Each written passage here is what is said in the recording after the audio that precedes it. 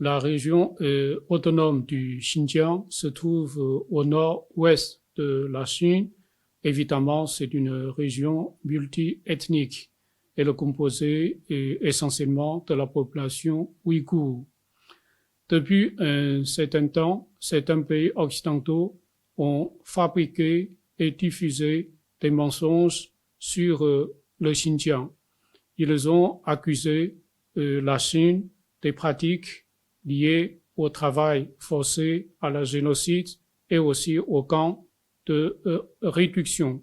Ils ont utilisé tous les moyens pour calomnier la politique chinoise dans cette région et ils voudraient bien vraiment interférer dans les affaires intérieures de la Chine et aussi bloquer la prospérité de la région Xinjiang et aussi contrer le développement de la Chine.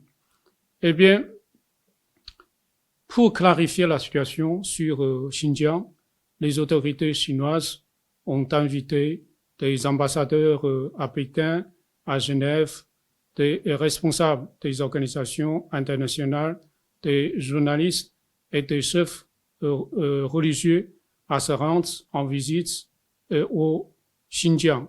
Alors, ils ont vu des choses différentes de celles qu'ils ont entendues dans les médias occidentaux. Et parmi eux, j'aimerais citer un Français, c'est un écrivain français, Maxime Vivace, qui a visité 3 fois le Xinjiang et qui a sorti par la suite un livre intitulé « Les Ouïghours pour en finir avec les fake news ».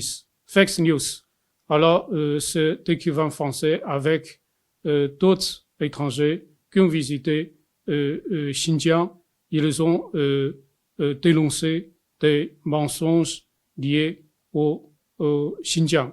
Donc, la question du Xinjiang ne concerne pas la religion, l'ethnie ou bien les droits de l'homme. Ça concerne la lutte du gouvernement chinois contre le terrorisme, le séparatisme et la violence. Alors, le développement stable au Xinjiang et aussi la population ouïghour vit, travaille dans la paix. Ce sont les armes les plus puissantes pour dénoncer des mensonges liés au Xinjiang. En tout cas, j'aimerais profiter de l'occasion pour dénoncer des mensonges types fabriqués par des forces anti-chinoises. Premier mensonge, le gouvernement chinois pratique une politique d'extinction de l'ethnie ouïghour. Alors, quelle est la vérité? La vérité, c'est que après la création de la région autonome du Xinjiang en 1955, la population ouïghour a vu ses conditions de vie s'améliorer davantage.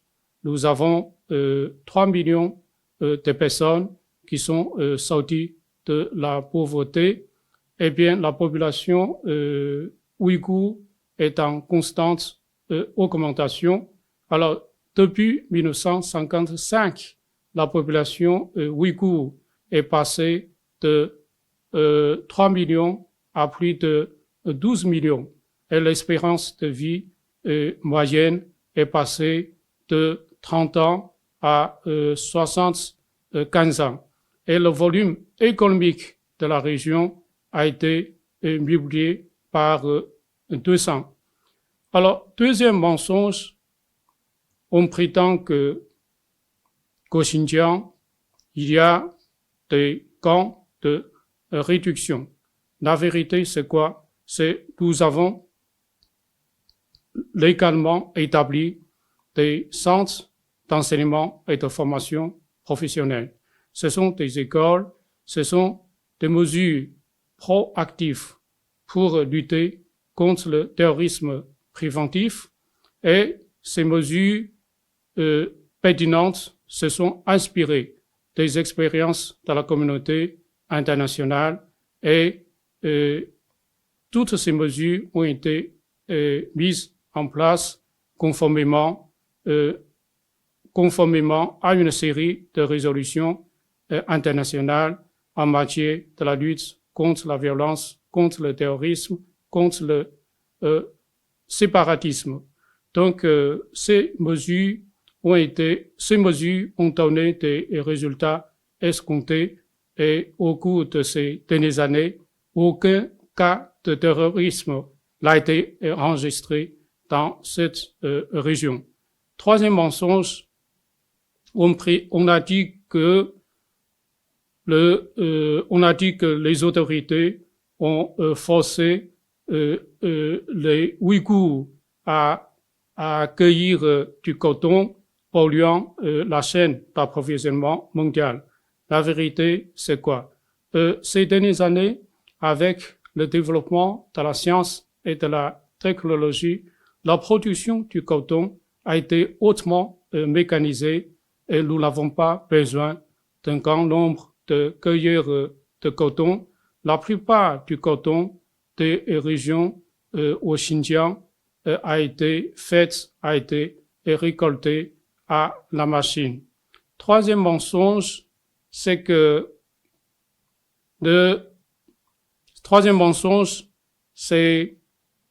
le gouvernement chinois n'autorise pas des journalistes à se rendre au Xinjiang.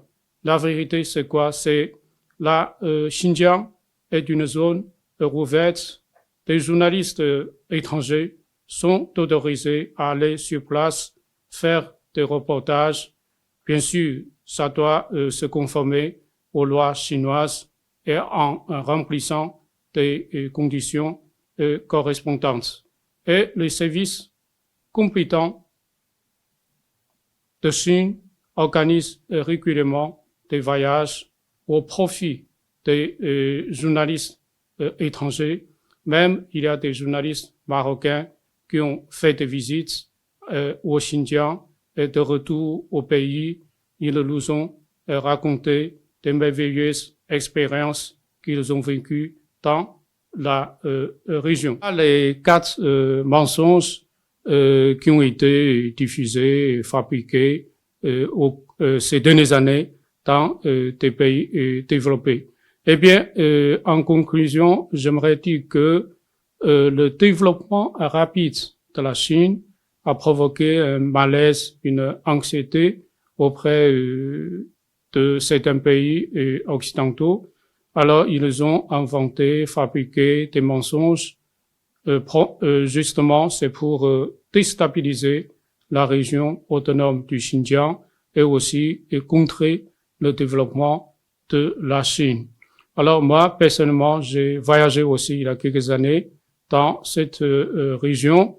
Je dirais que Xinjiang se porte bien sur le plan de la stabilité sociale avec une bonne santé économique et tous les groupes ethniques de la région travaillent d'arrache-pied à l'instar d'autres groupes ethniques de Chine à la réalisation par le canal de la modernisation à la chinoise au grand renouveau de la nation chinoise. Eh bien, nous sommes disposés à accueillir au Xinjiang des visiteurs étrangers de différents horizons et je pense que nous pourrons vraiment donner toutes les facilités aux visiteurs étrangers pour leur aider à avoir une meilleure perception du Xinjiang et de la Chine. Donc, pour des visiteurs étrangers, même pour des visiteurs chinois qui se sont rendus au Xinjiang, ils ont constaté que dans cette région, il y a pas mal de mosquées. Les gens ont toutes les libertés de faire leur prière dans ces mosquées.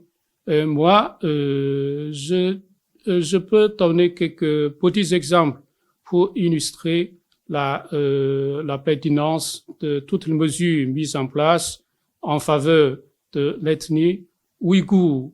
Par exemple, en Chine, aux différents échelons du pouvoir en Chine, pour l'équipe dirigeante d'une province ou bien d'une municipalité, il y a toujours une place réservée à l'ethnie minoritaire. Peut-être c'est un représentant issu de l'ethnie ouïghour ou bien d'autres minorités, d'autres ethnies minoritaires.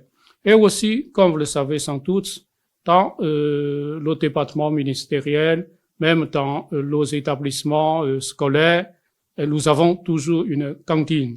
Alors, il y a toujours un guichet réservé aux musulmans qui peuvent vraiment manger à leur manière ou bien manger selon leurs habitudes alimentaires. Et vous le savez sans doute aussi, chez nous, tous les ans, il y a un concours national d'entrée à l'université. Alors, évidemment, il y a